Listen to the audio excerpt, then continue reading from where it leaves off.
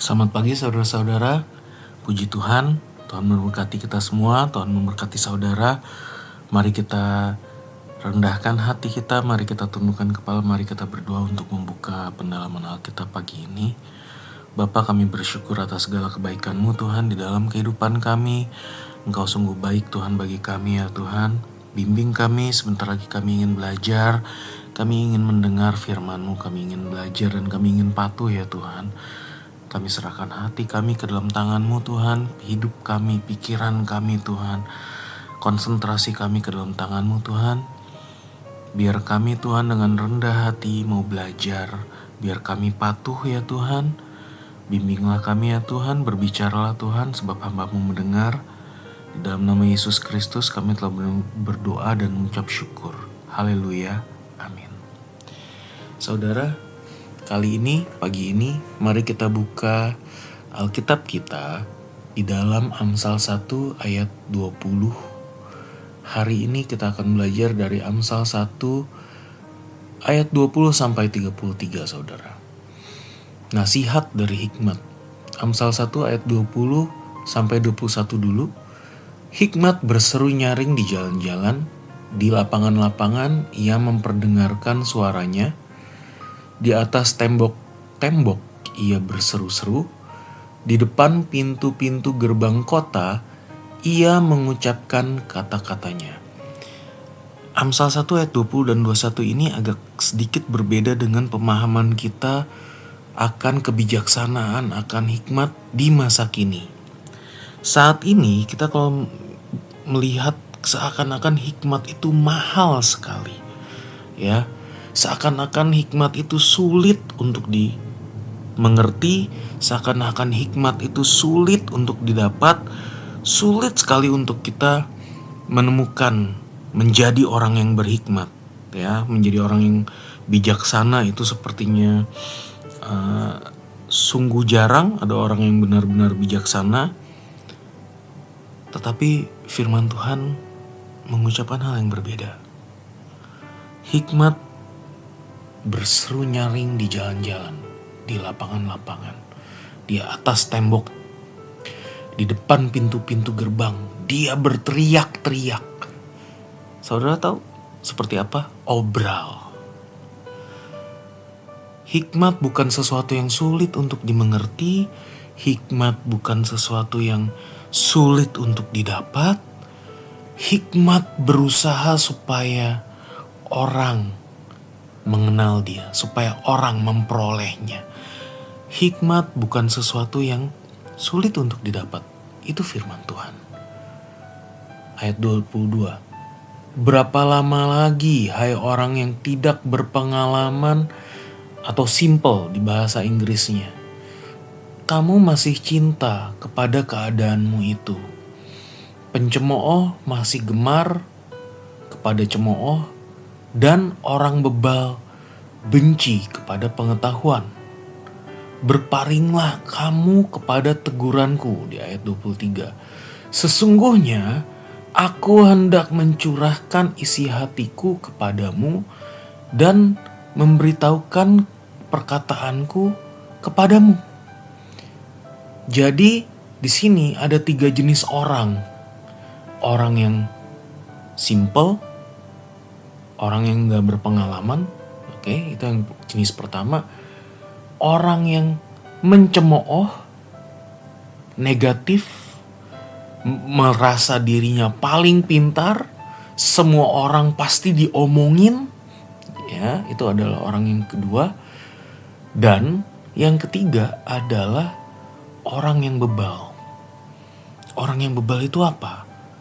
Orang yang bebal itu berbeda dengan orang yang bodoh. Nah, kalau saudara pernah membaca, pernah mengikuti yang sebelumnya di dalam Amsal 1 ayat 1 sampai 7, ada orang bodoh.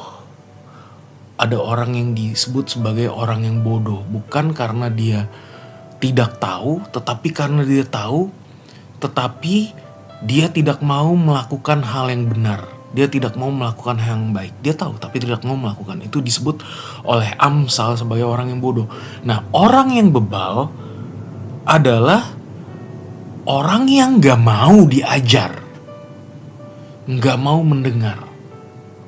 Makanya disebut orang bebal yang benci kepada pengetahuan. Ini adalah 3 jenis orang dan alasan kenapa mereka menjadi orang-orang seperti itu. Orang yang tidak berpengalaman, orang yang simple, orang yang pencemooh, dan orang yang bebal. Ya, orang yang tidak berpengalaman itu cinta. Dia suka dalam kepolosannya. Orang yang simple itu gak suka hal-hal yang terlalu tinggi-tinggi, betul. Tetapi kadang orang yang simple takut untuk berubah. Pencemooh, dia memang suka mencemooh.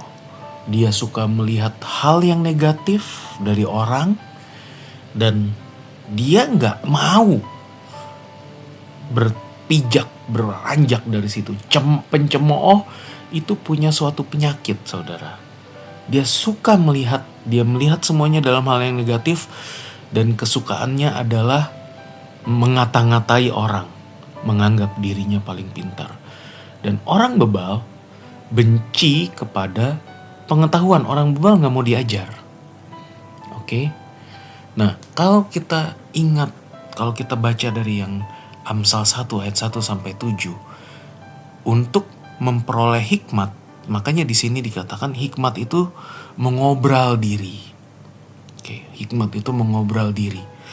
Karena untuk memperoleh hikmat itu nggak perlu belajar susah-susah. Menerima didikan, berdisiplin, dan melakukannya terus-menerus untuk bisa mencapai pemahaman dan juga untuk bisa mencapai kecakapan. Ya, kita belajar tentang itu. Nah, kalau kita nggak melakukan itu, kita bisa menjadi seperti orang-orang ini. Kita tidak mau belajar, ya kan? Dan kita menjadi bebal. Kita menjadi bebal. Orang bebal nggak bisa diajar. Dia jatuh di satu lubang, dia nggak tahu.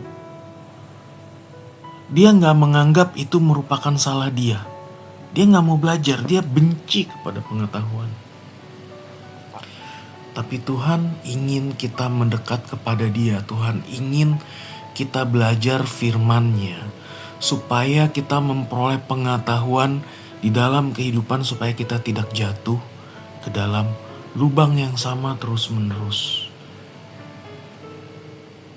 Kita ingin mendapatkan firman Tuhan, kita ingin belajar. Lanjut ayat 24, kita cepat saja. Oleh karena kamu menolak ketika aku memanggil, dan tidak ada orang yang menghiraukan karena ketika aku mengulurkan tanganku. Kita lanjut langsung. Bahkan kamu mengabaikan nasihatku dan tidak mau menerima teguranku, maka aku juga akan menertawakan celakamu. Aku juga akan berolok-olok apabila kedahsyatan datang ke atasmu. Ayat 27, apabila kedahsyatan datang ke atasmu seperti badai dan celaka melanda kamu seperti angin puyuh, apabila kesukaran dan kecemasan datang menimpa kamu. Terlambat untuk mendapatkan hikmat pada saat itu. Karena hikmat harus dibangun perlahan-lahan. Ya, ayat 28, pada waktu itu mereka akan berseru kepadaku tetapi tidak akan kujawab. Ayat 29 lanjut. Oleh karena mereka benci kepada pengetahuan dan tidak memilih takut akan Tuhan. Ayat 31, maka mereka akan memakan buah perbuatan mereka dan menjadi kenyang oleh rencana mereka. Sebab orang yang tak berpengalaman akan dibunuh oleh keengganannya, dan orang bebal akan dibinasakan oleh kelalaiannya. Di situ, saudara. Ya. Ada orang-orang mereka tidak pintar, tapi mereka bisa berhikmat. Asal sesuai dengan kemampuan kita, kita membaca firman Tuhan dan melakukannya. Dan kita tidak lalai, kita mau merendah. Ayat 33. Tetapi siapa mendengarkan aku, ia akan tinggal dengan aman, terlindung daripada kedahsyatan malapetaka. Sekali lagi, firman Tuhan diberikan untuk kebaikan kita, supaya kita bisa hidup dengan benar. Mari kita datang kepada Tuhan, mari kita rendahkan hati kita, mari kita belajar perlahan-lahan. Mari kita tundukkan kepala kita, mari kita berdoa. Bapa, kami tidak mau menjadi orang yang tak berpengalaman. Kami tidak mau ya Tuhan, enggan mempelajari firman-Mu.